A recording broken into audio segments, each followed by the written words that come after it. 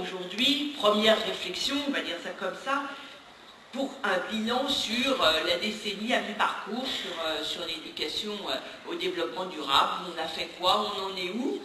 Et je me repositionnais quelques mois précédemment, ou allez, quelques années, et je me disais que finalement, si on regarde vite et si on fait ce bilan, on pourrait se dire qu'on a bien travaillé, parce que sur le sujet du développement durable, on a aujourd'hui une généralisation des discours, une connaissance qui a fait des progrès.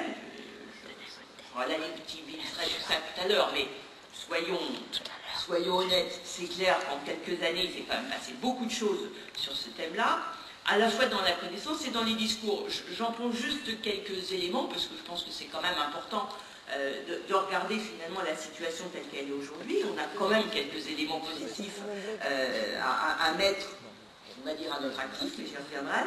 D'abord, le fait que le thème du développement durable, il est aujourd'hui généralisé. Il est devenu même quasiment incontournable, j'allais dire même inratable, parce que quel que soit le journal que vous ouvrez, la publicité que vous regardez, vous tombez toujours sur quelque chose autour du développement durable. Je ne dis pas que c'est bien, je ne dis pas que c'est mal, je dis simplement que de ce côté-là, on a fait des progrès, en tout cas on a changé par rapport à ce qu'on connaissait il y a quelques années, notamment quand on a lancé cette idée de décennie.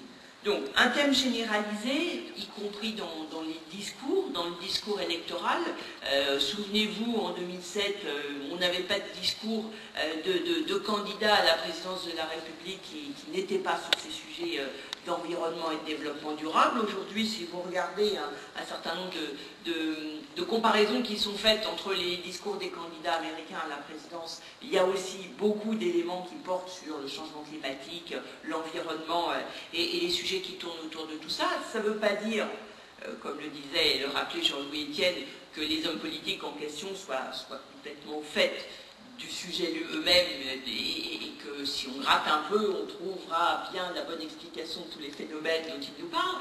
Mais voilà, le sujet existe, il est fort, il est fortement porté. Je le disais tout à l'heure, dans les médias, dans la presse, dans la littérature, on a énormément de documents et de messages sur ces thèmes. Et puis alors, dans la publicité, vous l'avez partout, c'est un argument de vente, c'est donc que ça doit parler quelque part, comme on dit, aux consommateurs. Si vous êtes allé au salon de l'auto il y a quelque temps, vous aurez vu que on ne peut plus vendre une voiture si on ne parle pas de grammes de CO2 et si on ne parle pas de consommation d'énergie. Voilà, tout ça, c'est quand même des choses extrêmement nouvelles.